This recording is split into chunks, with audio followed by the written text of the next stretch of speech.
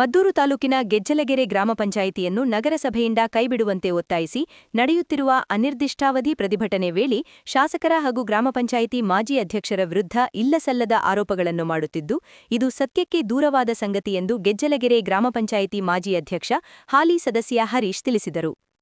ನಗರದ ಪ್ರವಾಸಿ ಮಂದಿರದಲ್ಲಿ ನಡೆದ ಸುದ್ದಿಗೋಷ್ಠಿ ವೇಳೆ ಮಾತನಾಡಿದ ಅವರು, ಗೆಜ್ಜಲಗೆರೆ ಗ್ರಾಮಸ್ಥರು ಕಳೆದ 14 ದಿನಗಳಿಂದ ನಡೆಸುತ್ತಿರುವ ಪ್ರತಿಭಟನೆ ಅವರ ವೈಯಕ್ತಿಕ ವಿಚಾರವಾಗಿದ್ದು, ಧರಣಿ ವೇಳೆ ನಗರಸಭೆಗೆ ಸೇರ್ಪಡೆ ಸಂಬಂಧ ತಮ್ಮನ್ನು 2 ಕೋಟಿ ರುಗಳಿಗೆ ಮಾರಾಟವಾಗಿದ್ದಾರೆಂದು ಸಲ್ಲದ ಆರೋಪ ಮಾಡುತ್ತಿದ್ದು, ಸಾಕ್ಷಿ ಸಮೇತ ರುಜುವಾತುಪಡಿಸುವಂತೆ ಸವಾಲು ಹಾಕಿದ್ದಾರೆ. ಗ್ರಾಮದ ಭೈರವೇಶ್ವರ ಮತ್ತು ವೀರಭದ್ರೇಶ್ವರ ದೇವರ ಮೇಲೆ ನಂಬಿಕೆ ಇಟ್ಟಿರುವ ತಾವು ಇದುವರೆಗೂ ಒಂದೇ ಒಂದು ರುಗಳನ್ನು ಪಡೆದಿಲ್ಲವಾದರೂ ಕೆಲ ಪ್ರತಿಭಟನಾ ನಿರತರು ನಿರಂತರವಾಗಿ ಆರೋಪ ಮಾಡುತ್ತಿದ್ದು, ಗ್ರಾಮದೆಲ್ಲೆಡೆ ತಮ್ಮ ವಿರುದ್ಧ ಹಣ ಪಡೆದಿರುವ ತಪ್ಪು ಅಭಿಪ್ರಾಯವನ್ನು ಹರಡುತ್ತಿದ್ದು, ಈ ಕುರಿತು ಗ್ರಾಮದ ದೇವಾಲಯದ ಮುಂದೆ ಪ್ರಮಾಣಕ್ಕೆ ಒತ್ತಾಯಿಸಿದರು.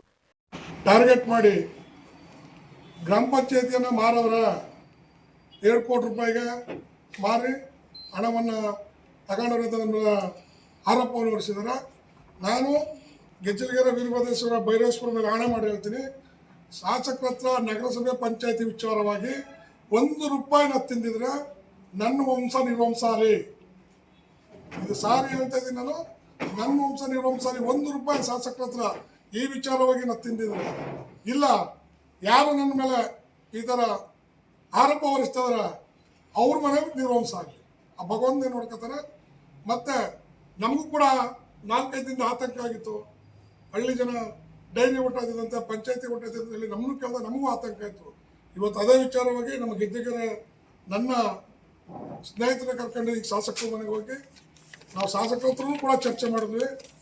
ಆ ಥರ ಆದರೆ ರೈತರಿಗೆ ತುಂಬ ತೊಂದರೆ ಆಯ್ತದೆ ಅದಕ್ಕೆ ಅವ್ರು ಒಂದೇ ಮತ್ತೆ ಡೈರಿ ಯಾವುದೇ ಕಾರಣಕ್ಕೆ ಹೋಗಲ್ಲ ಅಂತೇಳಿ KMF ಅಧ್ಯಕ್ಷರಿಗೆ ಫೋನ್ ಮಾಡಿ ನಮ್ಮ ಮುಂಚೆನೇ ಮಾತಾಡಿಸಿದ್ದಾರೆ.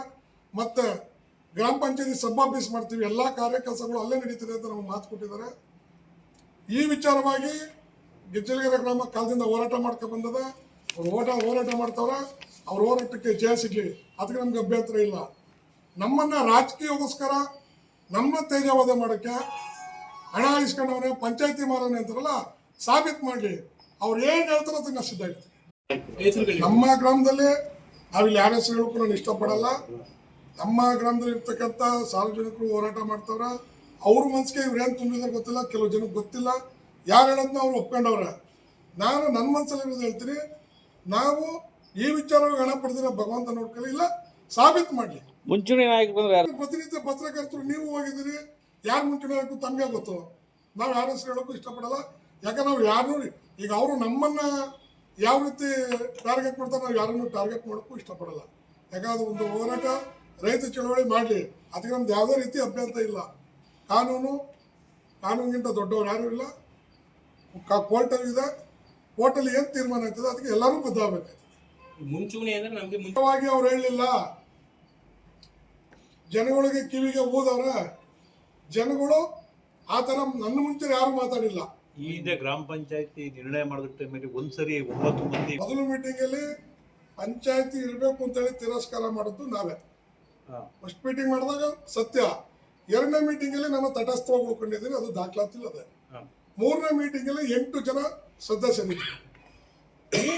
8 ಜನ ಸದಸ್ಯರಿದ್ದಾಗ ಮೀಟಿಂಗಲ್ಲಿ ನಡೆದಿದ್ದು ಸತ್ಯ. ಇಲ್ಲಿ ಏಕ ವ್ಯಕ್ತಿ ಹೋಗಿ PDO ಹತ್ರ ಮಾತಾಡಿ ಮಾಡುವಂಥದ್ದಲ್ಲ. ಆ ಥರ ಆಗಿರೋ ಅಧಿಕಾರಿಗಳ ಕಾನೂನು ವಿರುದ್ಧ ಕ್ರಮ ಕೈಗೊಳ್ಳಿ, ಕಂಪ್ಲೇಂಟ್ ಕೊಡಲಿ. ಗ್ರಾಮ ಸಭೆ ಯಾವುದೇ ಇಂಟಿಮೇಷನ್ ಆಡಳಿತ ಮಂಡಳಿ ನಮಗೆ ಕೊಟ್ಟಿಲ್ಲ. ಆ ಥರ ಇದ್ರೆ ಅಧಿಕಾರಿಗಳು ತಾನೇ ಕರೆಯೋದು. ಅಧಿಕಾರಿಗಳ ಮೇಲೆ ಶಿಸ್ತಿನ ಕ್ರಮ ತಗೊಳ್ಳಿ, ಕಂಪ್ಲೇಂಟ್ ಕೊಡಲಿ, ಮೇಲಧಿಕಾರಿಗಳಿಗೂ ಕಂಪ್ಲೇಂಟ್ ಕೊಡಲಿ. 2ನೇ ಸಭೆಯಲ್ಲಿ ನನ್ನ ಪಾತ್ರ, ನಾನು ಅಧ್ಯಕ್ಷನೂ ಅಲ್ಲ, ನಾನೊಬ್ಬ ಸದಸ್ಯ. ಅಲ್ಲ, ಸದಸ್ಯನಾಗಿ ಏನು ಪಾತ್ರ? ಸದಸ್ಯನಾಗಿ ನಾನು ಕೂತಿದ್ದು ಎಲ್ಲ ಮಾತಾಡಿದ್ರು.